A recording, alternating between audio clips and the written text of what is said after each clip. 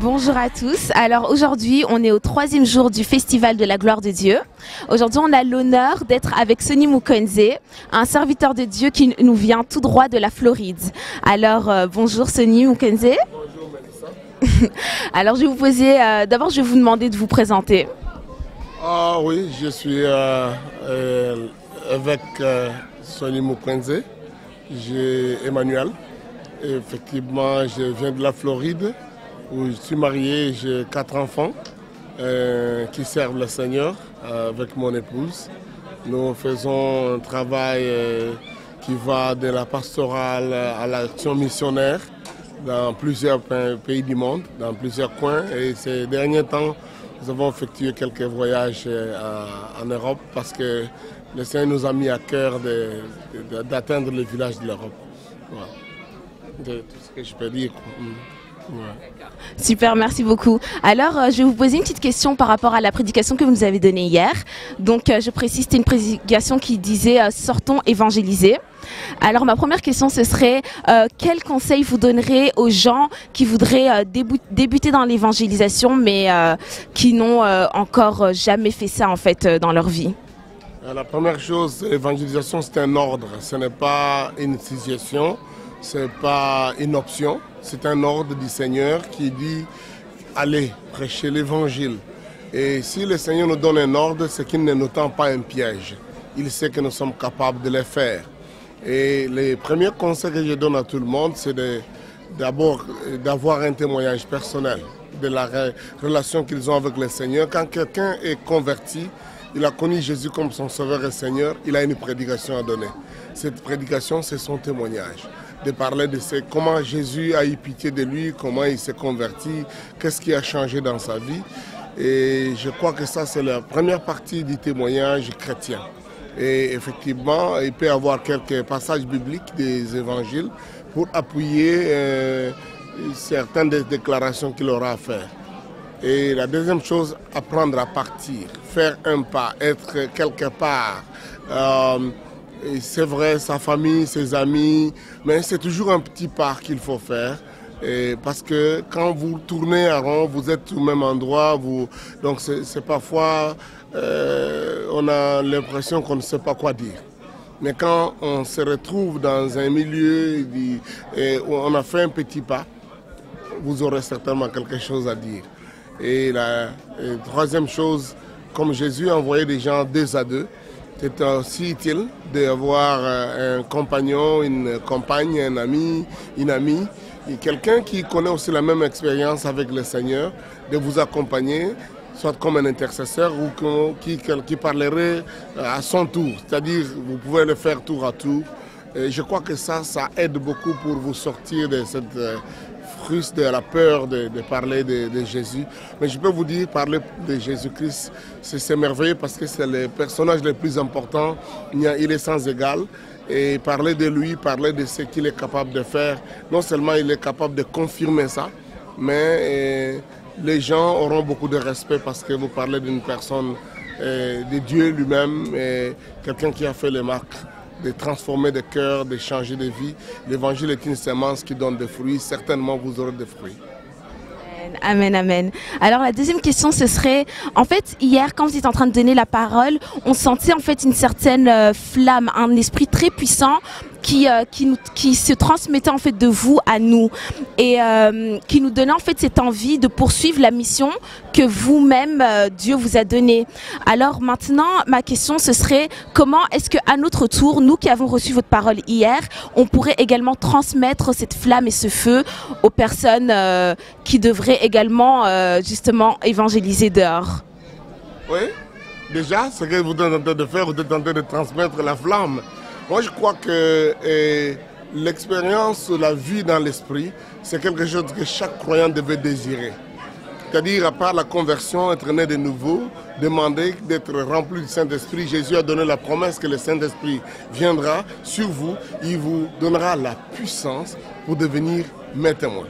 Et je crois que c'est indispensable. Et si vous me voyez faire ce que j'ai fait, parce que effectivement, j'ai fait l'expérience d'être baptisé dans l'Esprit.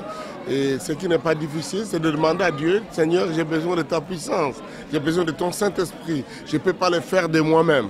Et je peux vous garantir, le Saint-Esprit viendra, il vous donnera la capacité de parler et de parler avec audace et passion. Il est vrai que le Saint-Esprit ne prendra pas votre place pour prononcer les mots, mais les mots que vous allez prononcer auront la puissance pour convaincre les gens. Et une autre chose importante, étudier la parole de Dieu. Moi, je crois que quand notre message est biblique, et évangélique, il est selon les Écritures, il a une puissance. Il a une puissance qui la rend crédible, acceptable, croyable.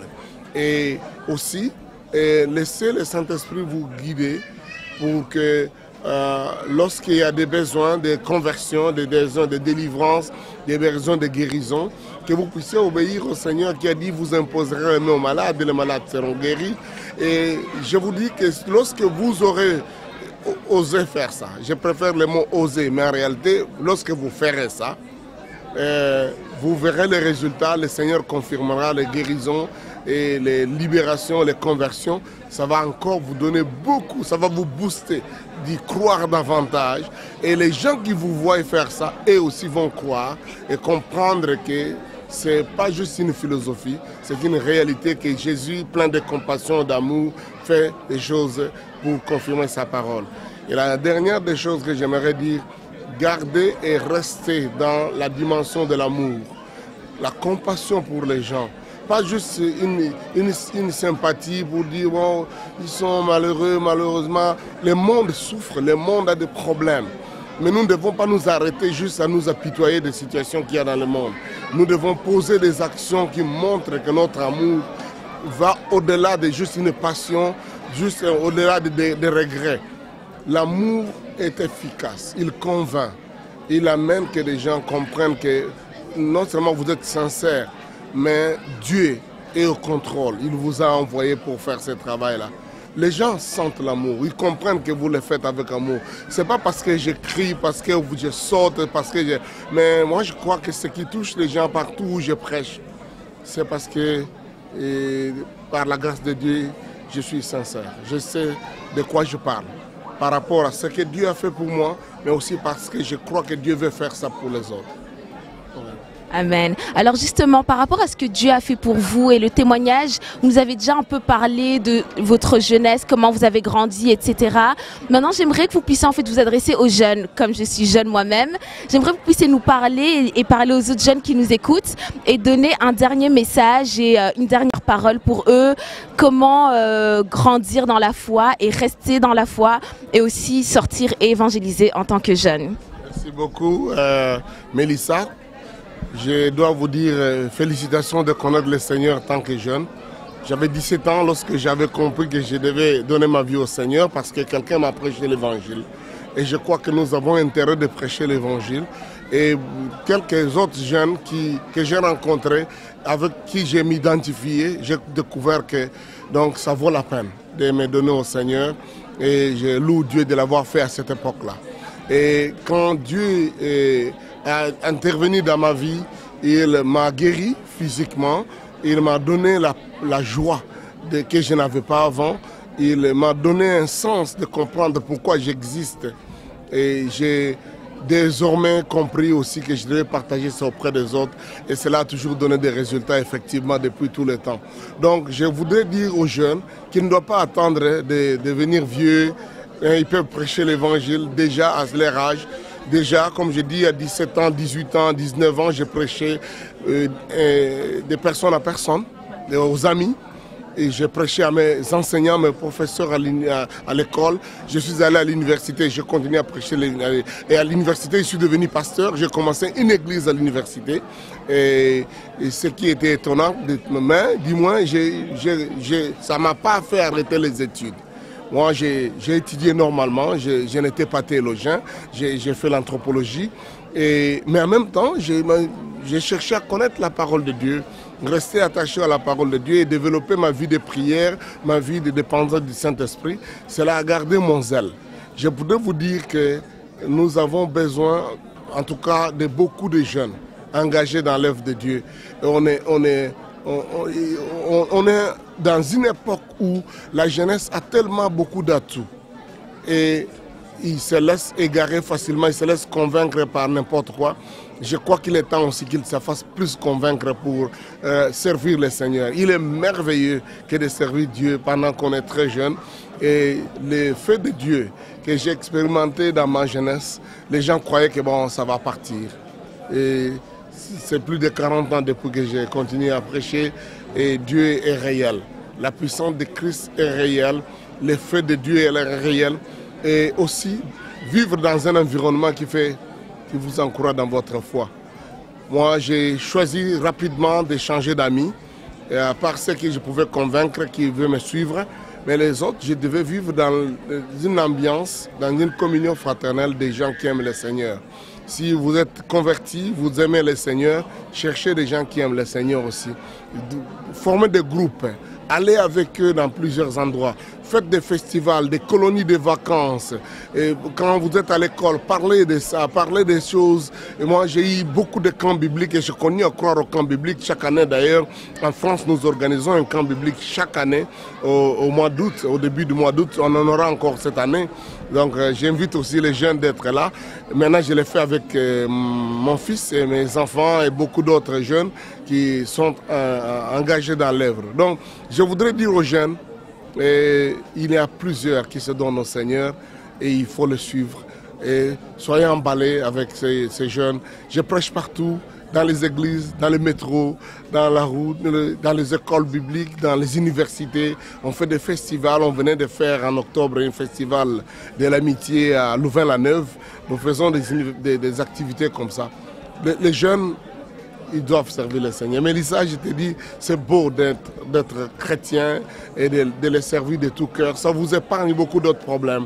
J'ai toujours dit que j'ai passé une très bonne adolescence parce que j'aime le Seigneur. Ma jeunesse, ma vie de jeune a été très merveilleuse. Je suis marié à une jeune fille avec qui nous avons connu le Seigneur, à qui j'ai prêché l'évangile d'ailleurs. Et on a un foyer merveilleux parce qu'on a compris, on peut faire les choix par rapport à Dieu. Et nous avons des enfants maintenant qui ont l'âge pour prêcher, pour servir le Seigneur. Donc, oui, faites-les. Faites-les, c'est possible. Jeunes gens, lancez-vous. Au fait, c'est l'appel que je lance à tous les jeunes. Ouais. Alors merci beaucoup Sonny Mukenze et je pense qu'aujourd'hui on a tous été encouragés, jeunes ou plus grands, à pouvoir justement nous lancer et sortir et évangéliser. Merci beaucoup d'avoir été avec nous. Au revoir.